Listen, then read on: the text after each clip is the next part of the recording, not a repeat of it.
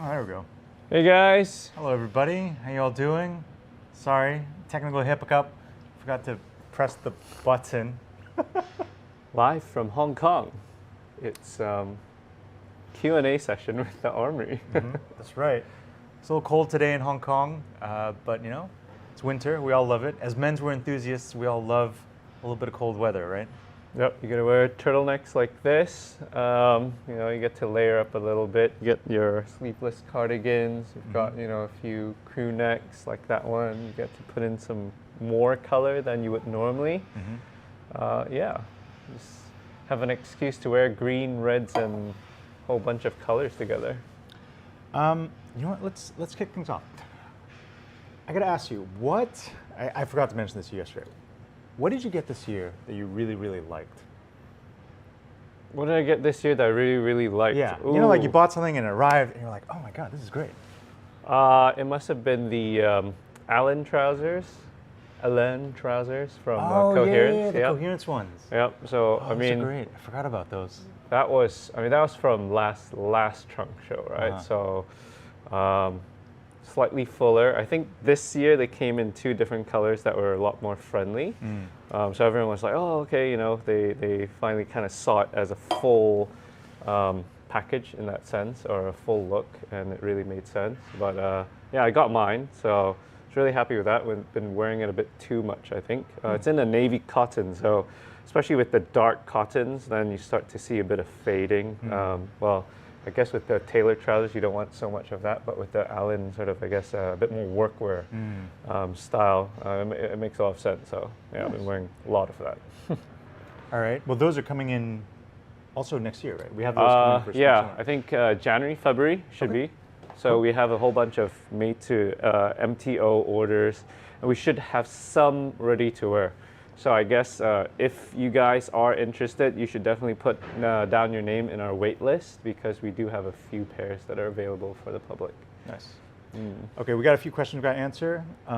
We'll start with the easy one. What am I wearing today? This is the Model 101 suit that I made for myself, and I changed the design a lot, so it's now like a one-button thing.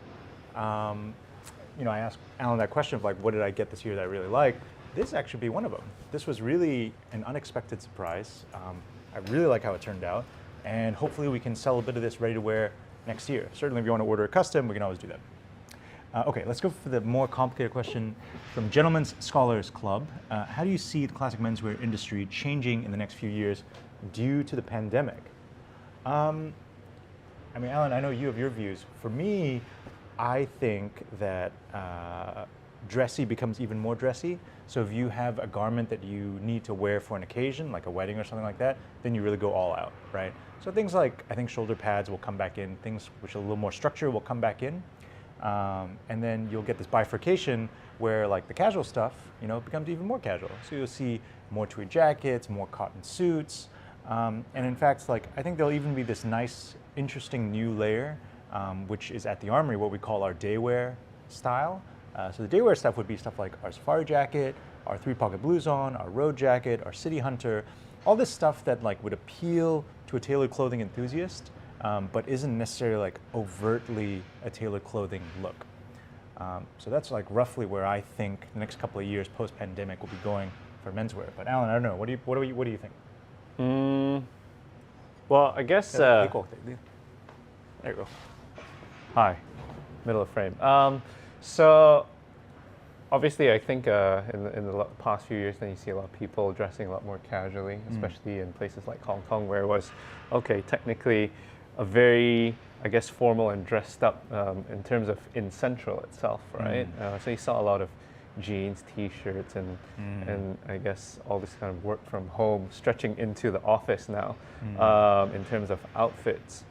But I think you'll see a lot more color in terms of the dressed up outfits, in terms of formality and things like that. So I think you already see that to a certain extent in places like Taiwan, where, you know, you don't have a lot of people wearing suits to the office, but people wear to the office out of their own sort of volition and choice, right? And what you get there is like, oh, okay, you get less of the navy and dark suits, but people actually know how to play with color a lot more because you know, they're wearing suits because they want to. They're wearing jackets or that kind of outfit because they want to, and so Yeah. they play a lot more Yeah. as well in that sense with combinations and casual outfits. So hopefully, The color is a very good point. yeah, we'll see a lot more of that. Yeah, or especially with the menswear crowd anyway. So Ooh, wait, someone says video and sound not in sync. Is that happening for everybody? Huge audio lag? Is it garbled? It's weird. We just checked it, didn't we?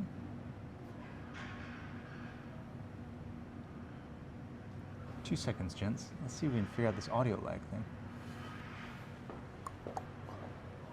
let's do it. Okay, we can't fix it. It's better. So what I'm wearing is a navy, really okay, wide pinstripe suit from Liverano. There you go. Got my braces on, turtleneck.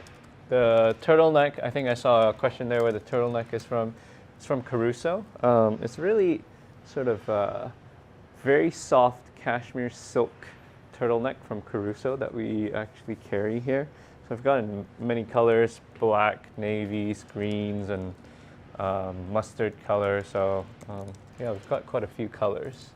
We've carried it for quite a few years now, although Caruso sort of changed a little bit in terms of what they're doing. So they actually don't make these anymore. So I think we're probably the only place that have these turtlenecks right now.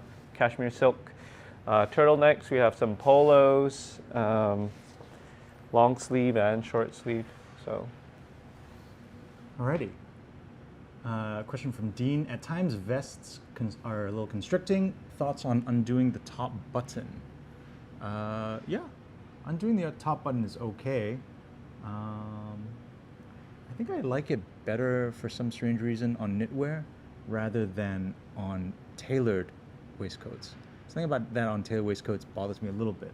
And it's a pretty easy alteration, actually, especially if you have the sort of tailored waistcoat where it's just silk on the back or it's Bemberg on the back. Like, you can definitely let it out in the chest if you need to, just to give yourself a little bit more space across the chest at that top button. Brown X Drake's collab. I was meant to work on this and I just haven't had time. So I promise you the Brown / Drake's stuff will come back eventually. Thank you, Adam. Final Destiny X. Always want to know something about here. Does Alan and Mark iron their own shirts? I iron my own shirts when I'm in New York. Here, luckily, someone at home helps me with ironing my shirts. But otherwise, I iron my own shirts in New York. That's why they look bad in New York. What about you? Same with you. I have someone help with ironing my shirts here, but I iron all my suits myself. So the jackets, trousers, I tend to iron myself. But the shirts, it's relatively simple, so somebody at home helps me with that. And there's quite a few of them, so thankfully somebody can help. Okay, someone wants a recommendation for a dark navy fabric for a suit in hot, humid weather. I always say the Ascot 4-ply, which is made by Vitaly Barberis Canonico. I don't know, Alan, what about you though? Because I know you find the Ascot like a little heavy for summer. Well, the first navy suit that I made was, or the nice one that I made was a navy crisper. So that was probably something that we sold non-stop. And I think all our, actually not I think, but all our fitting suits from Orazio are made in the same material. I think the code is, well, they have a new code now, but it used to be 339503 or something like that. But yeah, so that shade of navy or blue is perfect in the sort of artificial like this. It's very dark, very business conservative, but when you step out, then you can see that sort of vibrancy to it, which is really nice. Yeah, look in the Holland and Sherry Crisper book. It's really good for places like the tropics and also like in Hong Kong. So it can kind of transition into sort of fall winter with an extra layer as well. But if you want something super light, actually the New Holland and Sherry book, I think it's called Air something, but they have... Actually, speaking of Air though, Fox Air is pretty good too. Yeah, Fox Air is really nice. Fox Airman too, yeah. Yeah, There's plenty of high twist stuff. So the one thing that you really want is the high twist material, because it's good for humid weather. It doesn't wrinkle as much through the seams because it doesn't, I guess, absorb as much of the moisture. And it's more breathable too. Yeah, more breathable as well. But yeah, there's plenty of high twist woolens right now. We used to sell a lot of frescoes as well, as in Minis fresco. That Okay. one's a bit more scratchy. We should keep going. You're waxing very lyrical on this. Okay. Yeah. Well, actually, on the Instagram, there's a huge comparison of actually like close-up macro photos of all the high that's twist. true. Yeah. That's on the Armory Instagram. Or it's on your Instagram. That was on my Instagram. I just took a lot of macro photos of all the C. high Allen twists. at C. Allen, right? Yeah, Okay, C. at Allen. Cool. All right. Do you primarily wear high-waisted trousers? Yes. Reason being, I like trousers without a break, and so if you're gonna have a trouser without a break and you wear it low-waisted, you're gonna have these like tiny, tiny little trousers, which are a little weird. I wear my trousers without a break because it's great to have that really long and very straight leg line. And when you start having a lot of break at the bottom, you start to disrupt that line, and that's the reason why you should wear your trousers no break, and that's also the reason why you should wear high-waisted trousers to go with that no break look. There you go. Is pinstripe suit always in style for classic menswear? Alan, are pinstripe shoes always in style for menswear? No. I think that's a short answer. I think in the store especially, I would imagine New York has the same issue. Is a lot of people don't want the banker look, right? They come in here, it's a finance sort of a led sort of industry where we are. So a lot of people come in and it's like, oh, I can't wear pinstripes, I can't wear chalk stripes because it's too much of a banker look, or I can't wear it because my boss wears it or something like that. I'm not senior enough. So there's a lot of, I guess, mental blocks that people have to overcome in order to wear this. So, one of the options is to wear something like this. It's not really a narrow pinstripe or the regular chalk stripe. It's massive. This is probably about 1.5 inches in terms of the stripe. So you won't be confused by banker, or you're just like so high up the food chain that you sort of disappeared. Yeah. Cool. Let's see. What are some favorite lighter weight tweed books for warmer weather? The Fox one, actually, I find is really good. The Fox one is surprisingly not too heavy and it's not that dense, which is great. If you want something that's like heavy and dense and warm, the Love It ones are really, really good. But for me, I actually really like the Fox ones. I think the Fox ones are good. Any collaborations, especially watch collaborations? We do have a really, really exciting watch collaboration coming up in January. I can't reveal anything for now, but January 19th, you will see something, and it'll be pretty cool.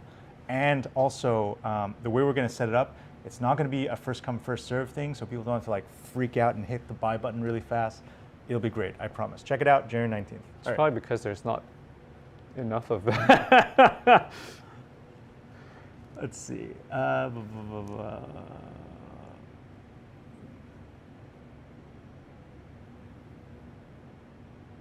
5 essential ties for all occasions, Alan. 5 That's a good one. I essential like that. 5 ties. essential ties. All right. Oh. Well, what you want, number one, is a knit tie, and I think so. You gotta sort of choose your type of ties first. I think you gotta go for a knit tie, grenadine tie, and then houndstooth tie, like one of those silver houndstooth tie. Always good. Something silver is always good, actually. I really like having a silver tie in the wardrobe. It's always handy. Yeah. So I guess with the with the knit tie, grenadine tie, you can sort of pick something dark, maybe a dark brown, black, navy. But I think you gotta have a navy tie in there somewhere. Yeah, that's pretty much it. And then you get one of those quintessential Italian ties to sort of add a bit of color. The quintessential Italian tie. This is what I'm talking about. This sort of thing, right? You see this all the time, sort of a floral type maybe get pattern. closer, actually, so you can show the pattern well. So floral type ties, makes a nice knot, 4 in hand, Italian style. But yeah, lots of color. You put it to navy suits, charcoal suits, any type of suits, and it looks good, right? The term we always use at Drake's for this sort of pattern is we call them foulards. Basically anything with like a small geometric print you would call a foulard. So if you're ever struggling to be like, oh, what's this pattern on this tie? You say, oh, it's a foulard. You know, and there you go. Yeah. Oh, yeah. By the way, these are now a special item that we have at the Armory, the Classico tie. And why don't you tell us more about the Classico tie? The Classico tie are Italian foulards. That's great. They're basically just like fine patterned, in interesting colors, very classic, as you imagine with a name like Classico. Check them out. They're online, they're in store, and they go great with suits. They're more a suity thing than a sport coaty thing. I know you sometimes you wear them sport coats, but for me, I've always liked them suits. Okay. All right, wait, let's keep going. I'll put a knot together just to show the tie real quick. Okay. I mean, there's actually a lot of thought that goes behind the ties in terms of the shape, the blade, you know, in terms of how wide that knot. Because obviously, once you tie it up, this knot is quite important, right? And this knot, in terms of how tall it is, actually depends on the shape of that blade, right? So, shape of the blade, the thickness of the lining inside, you know, so many things. But anyway, this is the knot that it makes with a 4-in-hand.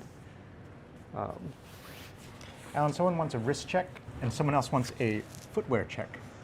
So you Oh. first, do the wrist check. The wrist check, it's a skinny wrist. Oh my God, you don't have a watch today? I don't have a watch today, no. I don't know about that. All right, wrist check for me today. That is a longa. It's actually a little longa.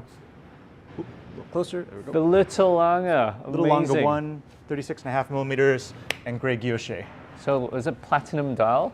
No, it's a white gold case. White gold. Yeah. But I think it's like the little longas have gold dials, right? And then they sort of You know what? guilloche it. I gotta say, I'm not sure. Yeah. In fact, I was actually having a conversation with Josh Shapiro, and we were talking about whether the little longa dials are actually real guilloche, like with the rose turning, like with the rose engine, or if it's like pressed in. Really? It's a little bit difficult to tell. It's either like really, really, really good guilloche, or maybe it's pressed in. But I don't know. I don't know. I'm just speculating. I really don't know. I'm hoping it's rose engine just because I like it. Okay. Someone asked about tie width. What are your ideal tie widths? So for me, like tie widths, certainly for like my size, I wear a size 48 jacket. 8 centimeters is great. How it should relate to the lapel is I would always prefer a tie that's a little bit narrower than my lapels. My lapels are usually anywhere between like 3 1/4 inch to 3 3/4 inch. Alan, what about you? I think it depends on how it's made, because sometimes with the sort of 7-fold, it sort of folds into themselves, so you want them a bit wider. I think when we first started the Army, we had 7.5 centimeters and 9 centimeters. So those were 2 options of ties. Right? Yeah, I remember that. That was so very confusing for a 7.5 lot was of people. quite nice actually. So it came in shorter. The shorter size was 7.5, and then the 9 with the long, right? I really missed the 7 and 7.5 centimeter ties actually. I remember like at Yeah. Drake's back in 2010 and centimeter ties, and people were not happy. Yeah. And then we changed it to 8 centimeter, and people were like, people calmed down a little. But 7 centimeter was not good. Yeah, 7 is quite narrow. I still like 7. I'd like to add. That's like a knit tie width. It's not quite as narrow. Knit tie I think is like 6. 6.5, 7. Yeah. Yeah. We have some 8 centimeter knit ties too. So The 8s are you not guys are bad. interested. But the knot is big actually on the 8. But the 8s are not bad. All right, let's see. What length tie should someone 6'2" wear? Oh man, I'm so rusty on 6 foot. How So- much? 6'2". So like a standard Drake's tie is 148 centimeters long. And if you're 6'2", you might find that just a little bit short. So if you could get like 152 centimeter, 154 centimeter, you'd probably be in good shape. That's assuming you want like the front blade and the back blade to like line up. But honestly, like, you can always just tie it so the front blade's a little bit longer and the back blade is a little shorter.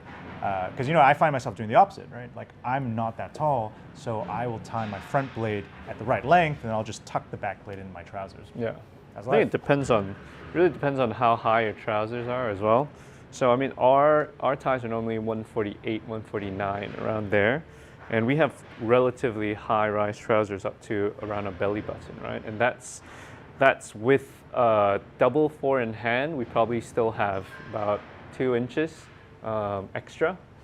So if you're 6'2", you're doing a double 4-in-hand with a relatively high rise trouser, you still get away with 149, I would imagine. Someone asked, my waist size is 31 inches. Looking at Alan's Nigel K1 jean size and fit, would you recommend me a waist size 29 in Nigel's jeans? Probably not, right? I would wear them true to size. This question right here. Oh yeah, pretty much true to size. I think so. Yeah, pretty much true to size. 29 would be way too small. If you're a 31, personally I would size up. I wouldn't size down to a 30. I would size up. But the Nigel jeans fit pretty true to size. Yeah. I think. If you want something relatively snug, 30 would be okay, and then 31 to be safe. I would say the hips on the Nigel jeans would be a bit more snug than other pairs that I have. So that would be the bottleneck, if anything. Ooh,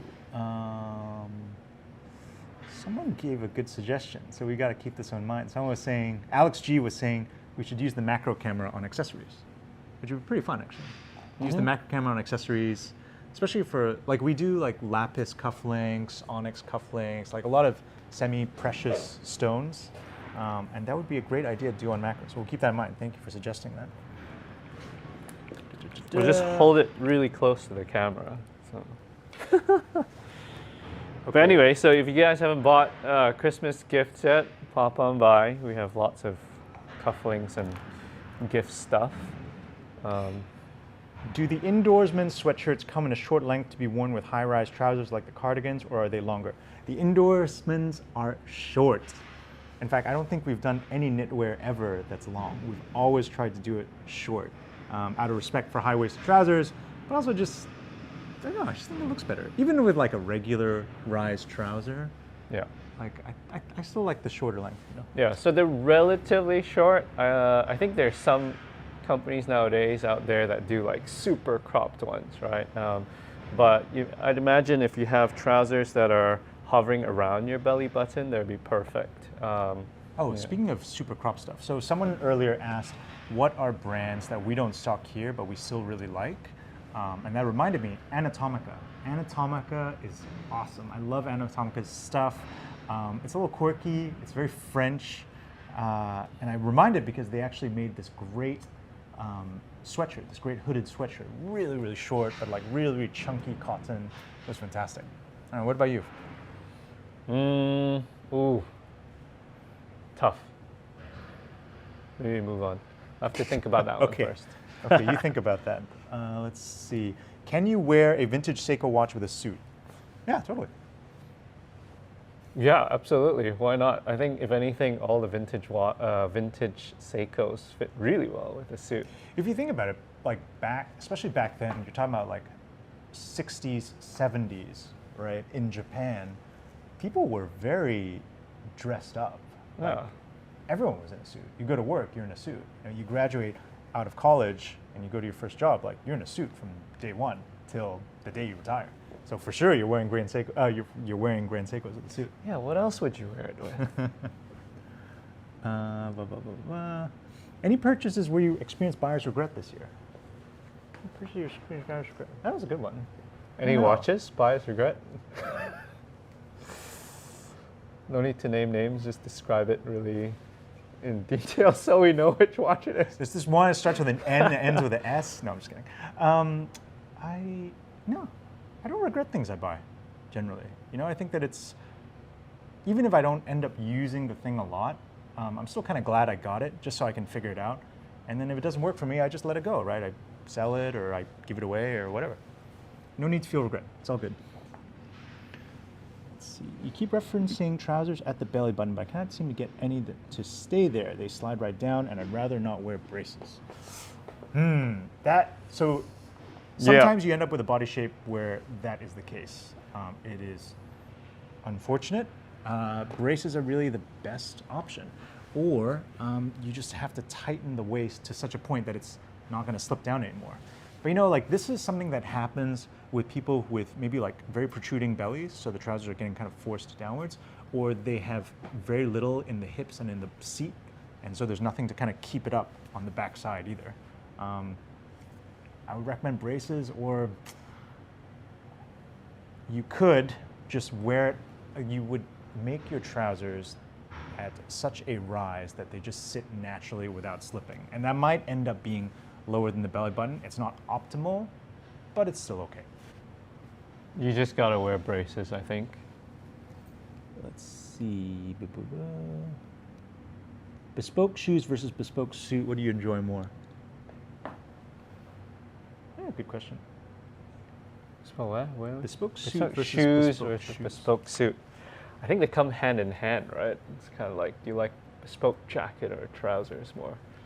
But I don't know. I think suit first and then shoes after. I feel like if you're wearing like all these, I've seen a lot of people with really nice shoes and terrible suits. And I feel like I've seen better looks with good suits with crappy shoes.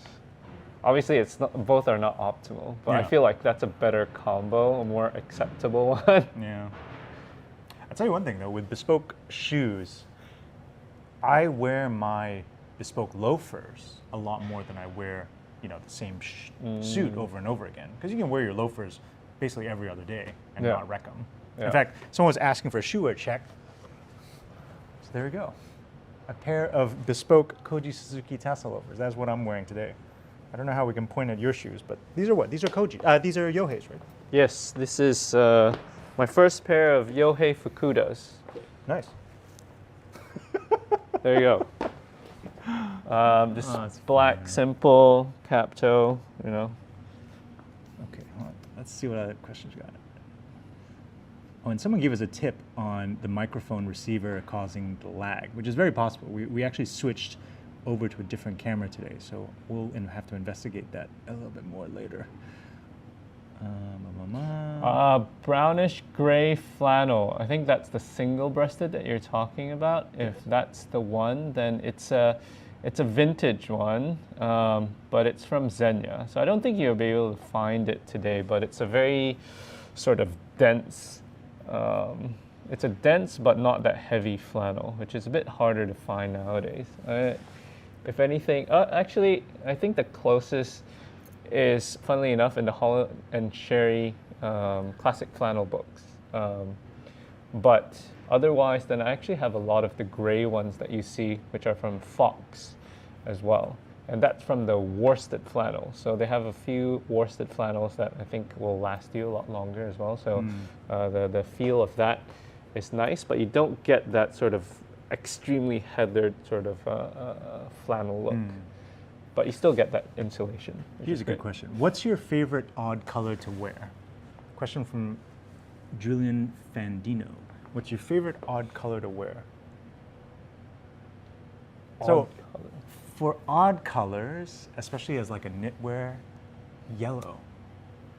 I really like yellow sweaters, yellow waistcoats. It can be like some shade of yellow, like it can be really pale yellow, or it can be even something a little darker, like a camel. I think that's beautiful as well, or a mustard.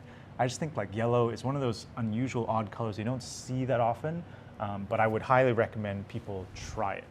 We have tried it many times in the past. They don't sell super well for us, but we still keep it in the range just because we really like it. Alan, do you have a favorite odd color? Alan's gone to fetch a egg yolk colored. Is it like that sort of thing on a blue? You know, Yeah. It makes a lot of sense. No. What about you? Favorite odd color? Favorite odd color? Ooh. I don't know. Well, actually, I don't wear too much black, but I've been wearing a lot of black recently. This is a black turtleneck. I wore with a lot of browns, and I don't normally wear blacks and browns together, but it seems to be quite a nice combo this year. So I like black and navy like that. Yeah. Black and navy like that's cool. Black navy, very very solid, very safe choice. Yeah, I wear a lot of odd greens with blues actually. So I find greens and blues pair quite well. With the browns, actually, pinks and purples, I think work really well. It's a very sort of a happy kind of combination. So in your dark browns, and you see that a lot in menswear anyway. But then that pop of pink and purple always, they always feel a bit happier. Yeah, purple is a good one. I do like that. Let's see. I apologize, I'm not quite sure how to pronounce your name, but Shahid Mia asks, No physical stores of the Army in Europe, sadly, but are there any plans to expand to London? Sadly, no. We are really tight on bandwidth. I'm extremely exhausted, and shuttling back and forth between Hong Kong and New York is about as much as I can do. But you never know. Maybe one day we'll do like a regular trunk show thing or something in London, because I would love to like spend more time in London and do a little bit of armory business in London someday in the future. So there you go. Pay attention to sometimes when we have our pop-ups in London, though.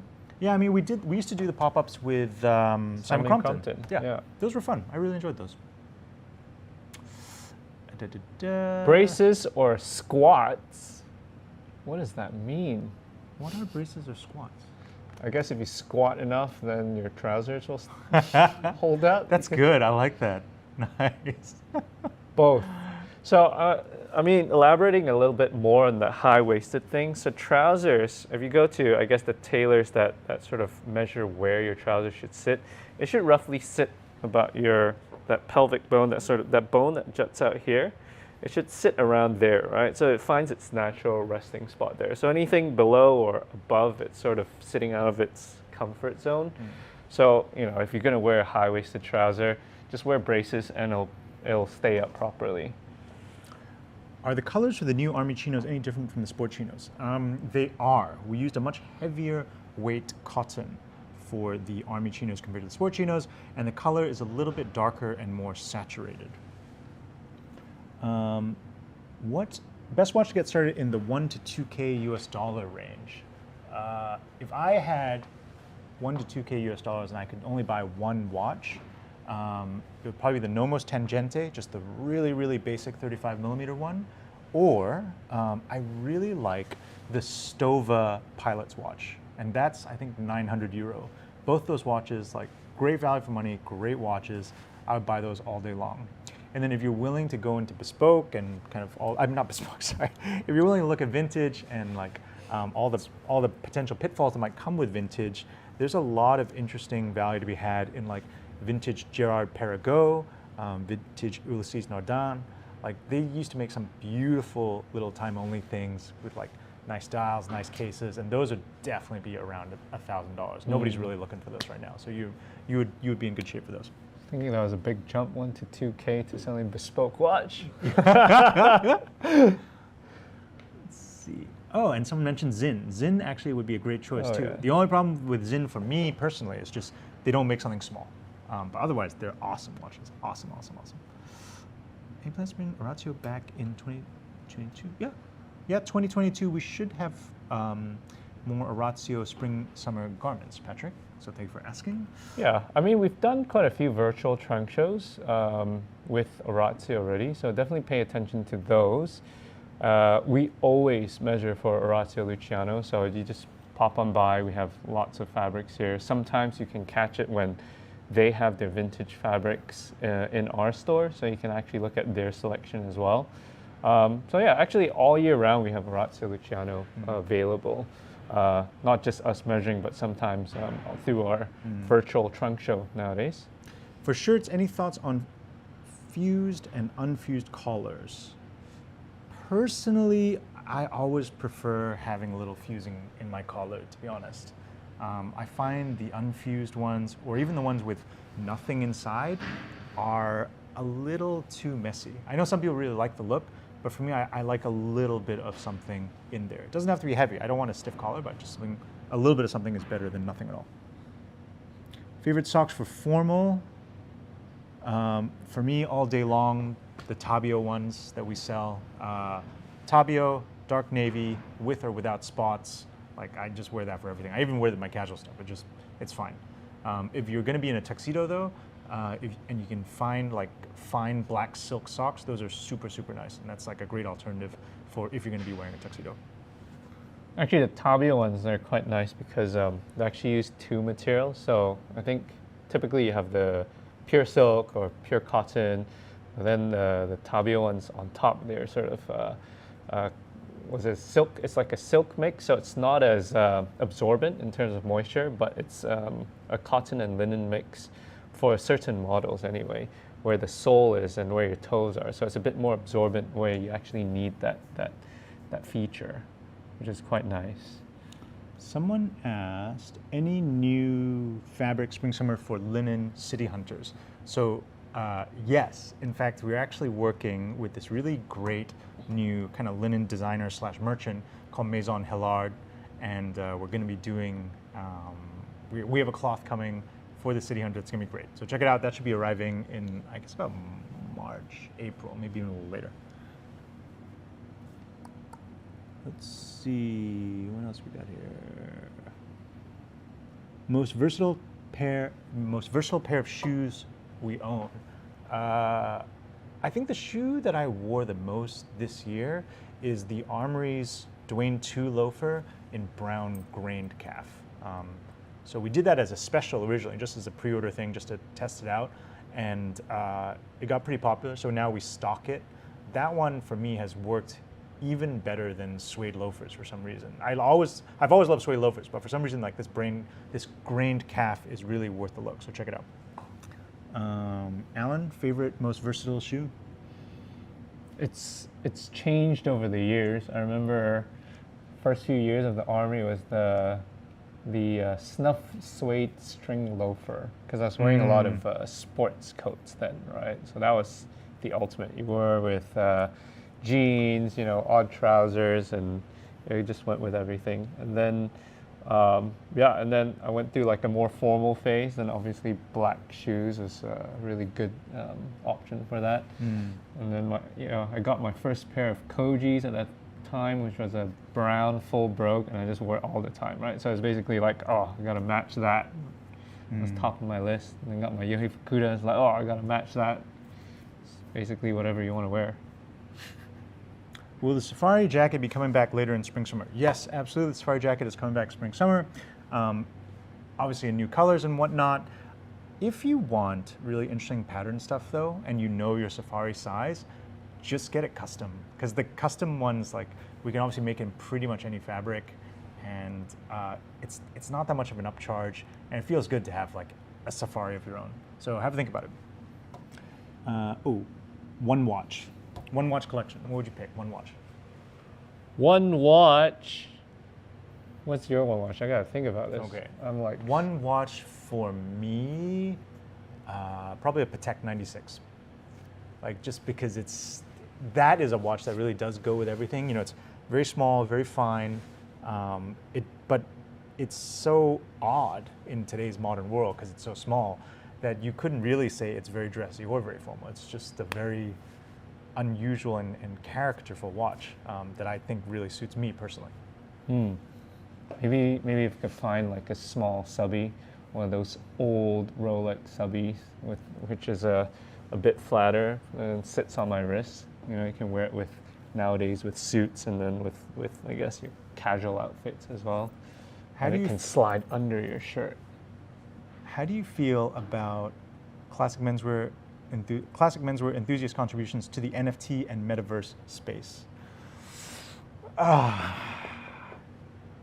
No. What is the metaverse? We gotta ask Sam over there. You don't know the metaverse? Is it a model of shoes? It's like Facebook Second Life. That's how I understand it. It's Facebook Second Life. I don't do any NFT stuff. I don't know what to think of it, to be honest. My first instinct is to be like a bit like, I don't know about this. But yeah. I guess, time will tell, right? So actually we're working with BNV to understand a little bit more about it's called bnv.me. Shout out to Richard Hobbs over there. But we're sort of trying to understand a little bit more and seeing how we can contribute in our sort of very tiny selves into the great big metaverse out there. How would you style trousers and shirts without jackets? That's a good question. I mean, there's a lot of, people forget, like trousers have a lot of different permutations, right? Like you could get them, even regardless of cloth. You have flat front, you have single pleat, you have double pleat. The pleats themselves could be reversed, so you could have reverse single, reverse double. You can obviously wear it low rise, high rise. If I was in Singapore, I would probably be playing a little bit with those variations, right? Like there's something quite fun about, say, like a fuller leg double pleat trouser. There's also something quite nice about a trim single pleat trouser. And there's a lot to do with materials, right? You can go from wools to linens to cottons. And then as for shirts, again, a lot of different variations. You have button-down collar, spread collar, one-piece collar. Those are the three kind of main ones that I would be thinking about if I was trying to design a little shirt collection for myself in Singapore. With or without placket, because I think the placket actually really does change the look a lot, especially if you're not wearing a jacket. With or without pockets, single pocket, two pockets, or no pockets at all. And then finally, then you actually get down to like the fabrics, and there's tons of fabrics, right? I mean, it'd be great to do cotton poplins, it'd be great to do linens. There's a lot of interesting patterns available as well. If you ever make it by Hong Kong, actually Ascot Chang has a really, really great vintage shirting collection. And a lot of that stuff is very, very light, because they've had it for decades. And all this cloth was really designed for Hong Kong-like weathers. So you have like unusual voiles, unusual really fine, thin cotton cloths. So yeah, check it out. But I would say if you're gonna wear it without a jacket, you gotta make sure those trousers are on point. So I think, the main tailored item that you have on if you're not wearing a jacket is your trousers, right? So you're going for those like super sharp chinos, you're going for those super sharp, gray trousers or Crispere frescoes, whatever you. My favorite is gray linen. So check out the gray linen from Spence Bryson. That's a really good one to have for the summer.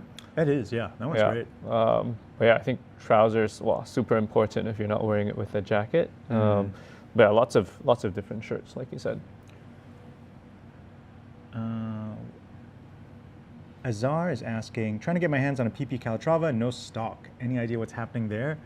Well, a lot of people are looking for watches these days. And my advice is put your name down and just don't sweat it. Because I feel like right now there's a lot of people like just desperately trying to get stuff when it's like, it's just stuff. There's no need for the desperation. If you can't get a Calatrava from the store right now, one day one will pop up, or you might even want to look further afield. Vintage Calatravas, there's a bajillions out there and they're all awesome. And there's tons of other interesting brands to look at too. Let's see. Would you recommend glasses wearers have multiple pairs of frames? And if so, what would be a good collection to start with? How many pairs of glasses do you have, Mark? Answer is yes, multiple. Me too. I have quite a lot, actually. I mean, I think I buy them at a rate of maybe like 1 to 2 pairs a year. And I never really get rid of them. There's not really any reason to get rid of glasses. It's not like you outgrow glasses. Yeah. And it's nice to be able to just change the lens and keep using them. But have your eyesight gotten worse? My eyesight has fluctuated, but it hasn't necessarily like gotten worse. Just sometimes, some years it's like a little better, some years a little bit worse. And I don't know. Yeah. It's always been bad, but it hasn't gotten much better. Okay. Brands like Naki Made is really like the primary thing in my eyewear collection because I like acetate glasses a lot, acetate frames a lot. But I started wearing Mr. Light a lot, so that's what I'm wearing today, Mr. Light. Is it because they're super light? It is because they're super light, yes.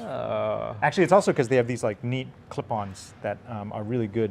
Brands we don't stock at the Armory. There we go. There we go. Mr. Light actually is a good brand that we like, but we don't stock in the Armory. All right. How do your new jeans compare to those from Drake's? Our jeans are probably a little bit fuller in the hips than the Drake's one, but I actually haven't tried any of the recent Drake's jeans, so I'm not sure. Depends on which new jeans. So we have a pair of cotton linen mix, which are white, off-white. It's a natural color. Those ones are based off our Nigel pattern. And these ones are quite snug in the hip, right? So this is definitely more snug than the Drake's ones through the hip compared to the waist, I would say. They're pretty straight leg. Whereas our new Warehouse jean collaboration, they're relatively high rise, but they're more based on the 501 pattern. So relatively high rise, definitely fuller than our Nigels through the hips compared to the Drake's ones. So I'd say they're quite similar. I'd say they're more full through the hips. So yeah, from what I remember anyway. Like, yeah. Okay, 10:51 a.m. We'll take, I guess, the last 3 questions. Entry-level affordable suit. Plans on entry-level affordable suit made by the Armory. No plans for that for now. A long time ago, I think this was like 7 years ago, we did actually try to do some cheaper priced suits. And they were okay. But I guess they weren't so cheap that they were worth the saving. Like at the end of the day, we were just like, you know what? The ones that are made for us by Ring Jacket are pretty good value. If we go cheaper, I think we make a few too many compromises. That being said, though, there are also other brands out there who I do think make really good suits that are cheaper than ours and are really good value too. So people like Suit Supply, for instance, I think they do a great job. And if you're just starting to get into the world of tailoring, like they're a great starting point.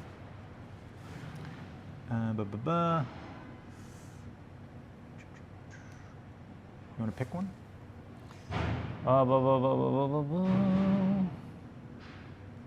Be cool.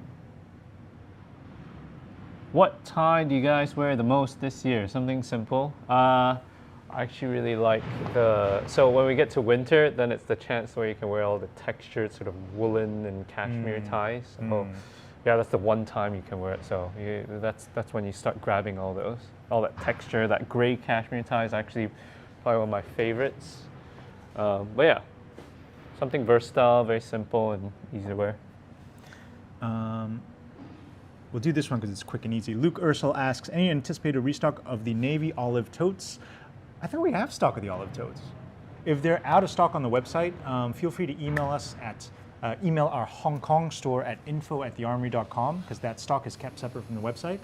Because we do have navy and olive totes. Yep, we do. Yeah. And then, okay, we'll do one last one. Oh, and someone mentioned Ring Jacket on the secondhand market, like eBay, as a place for suits at an entry level price point. That's a great suggestion. Or Ring Jacket on the secondhand market, like this other consignment store that I know. You mean drop93.com? Oh yeah, I think that one. And I think they're doing a sale soon. Oh yes, they are indeed doing a sale soon. Oh man, someone was like, "Do you have any inspirations?" So, and someone else asked actually, like menswear accounts that are interesting to follow. So one of the people in the industry that I really, really admire, and I just think he's like an amazing guy, is a gentleman named Hirofumi Kurino. And Kurino-san is one of the founders of United Arrows, the massive like clothing conglomerate in Japan. And he has his own sort of personal, sort of not personal Instagram account. I think it's like Kurino, Kurino.dst. I really like his style. It's like a really kind of quirky Japanese old guy style, and Kurino-san always looks great, so check that out. Definitely my inspiration, and definitely an interesting Instagram account to follow. Alan, for you? I don't know. I've been following a lot of these Chinese Instagram accounts actually. Oh, yeah. There's the Motive guys up in Beijing, right? In Beijing, yeah, they're doing a lot of very interesting stuff. They had a brand that was actually very Chinese focused in the sense that they were pulling a lot of Chinese inspired items, right? And Chinese inspired nowadays, you know, people think about it, it's like, oh, Mandarin collar, right? Chinese jackets and all that stuff. But there are actually so many different, I guess, provinces, cities, cultures, and like people, right? Little, Suzhou Manzhou in China. So they pull inspirations from different ones and sort of show what is China, right? Which is quite interesting. That is cool. Yeah. Okay. Wait, one last thing before we go. I really wanted to show people this garment. This might be your size. Here, you try it. Black and black. There you go. This is my favorite thing, well, one of my favorite things this season, actually. It is the Rocky Mountain Featherbed Parka, and I'm taking a trip to Switzerland in January, and I'm coming back to New York after that, and it's gonna be cold as hell, and so I'm gonna take this, because I think this is such a nice parka, and it's down-filled, it's super warm, as a lot of the Rocky Mountain Featherbed things are. If you're looking for a winter coat, this is the one to have a look at. Alrighty, guys. Merry Christmas. It has been great to do another live stream with you guys. We'll hope to do one again soon. Alan, thanks for your time today. Merry Christmas, guys. It's good to see you guys online. Thanks, Sam, on the back end. to make sure everything works. We'll try and fix that audio lag think- issue for next time. I I think apologize. there's a thing they say on YouTube. It's like, subscribe. Yes, there you go. Like and subscribe. All right, bye everybody.